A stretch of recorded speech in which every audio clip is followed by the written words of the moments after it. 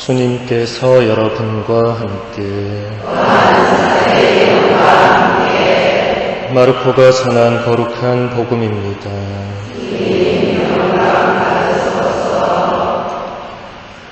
그때에 부활이 없다고 주장하는 사두가이들이 예수님께 와서 물었다. 스승님, 모세는 어떤 사람의 형제가 자식 없이 아내만 두고 죽으면 그 사람이 죽은 이의 아내를 맞아들여 형제의 후사를 일으켜 주어야 한다고 저희를 위하여 기록해 놓았습니다. 그런데 7 형제가 있었습니다. 마디가 아내를 맞아들였는데 후사를 남기지 못하고 죽었습니다. 그래서 둘째가 그 여자를 맞아들였지만 후사를 두지 못한 채 죽었고 셋째도 그러하였습니다. 이렇게 7이 모두 후사를 남기지 못하였습니다. 맨 마지막으로 그 부인도 죽었습니다. 그러면 그들이 다시 살아나는 부활 때에 그 여자는 그들 가운데 누구의 아내가 되겠습니까? 7이 다 그 여자를 아내로 맞아들였으니 말입니다. 예수님께서 그들에게 이르셨다.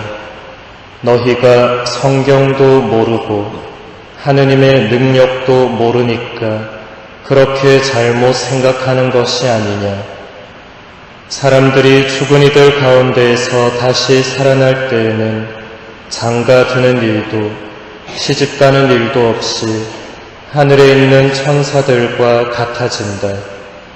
그리고 죽은 이들이 되살아난다는 사실에 관해서는 모세의 책에 있는 떨기나무 대목에서 하느님께서 모세에게 어떻게 말씀하셨는지 읽어보지 않았느냐.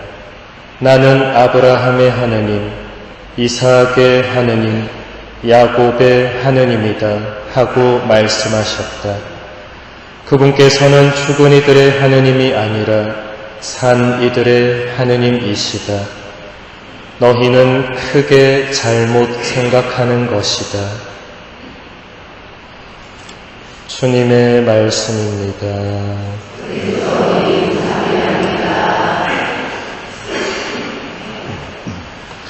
참 예수님, 초세기 교부 데르툴리아노는 오늘 복음을 다음과 같이 해설하고 있습니다. 사두가이들은 주님의 신뢰성의 흠집을 낼 수 있는 가장 어려운 질문을 던졌습니다. 자신들이 파놓은 함정으로 끌고 가기 위해서 왜곡된 논제를 만들어낸 것입니다. 그들의 기만적인 물음은 육신에 관한 것인데 부활한 뒤에도 혼인에 매여 있느냐 아니냐 하는 것이었습니다. 7 형제의 아내가 된 한 여인을 예로 들어 그 여인이 형제들 가운데 누구에게 돌아가야 하는지 대답하기 어렵게 만들었습니다. 이제 질문과 대답의 요지를 마음속에 차곡차곡 간직합시다. 그러면 논쟁은 곧바로 이렇게 해결됩니다. 사두가이들은 부활을 부정했지만 주님께서는 부활을 인정하셨습니다.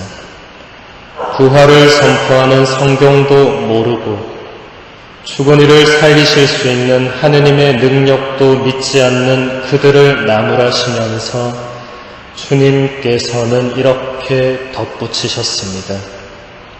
죽은 이들이 되살아난다. 주님께서는 죽은 이들의 부활에 관하여 확실하게 말씀하셨습니다. 그렇기 때문에 죽은 이들의 부활은 우리 그리스도인들의 확신이며 우리는 부활을 믿는 사람들입니다.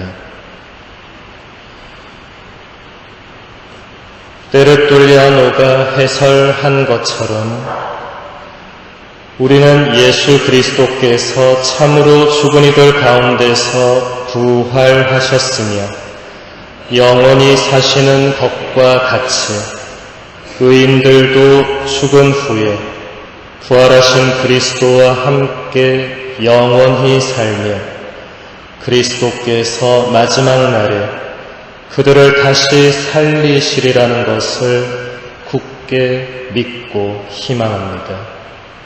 사도 바오로는 로마인들에게 보낸 편지에서 이렇게 말합니다. 예수님을 죽은 이들 가운데에서 일으키신 분의 영께서 여러분 안에 사시면 그리스도를 죽은 이들 가운데에서 일으키신 분께서 여러분 안에 사시는 당신의 영을 통하여 여러분의 죽을 몸도 다시 살리실 것입니다. 가톨릭 교회 교리서는 부활을 다음과 같이 설명합니다.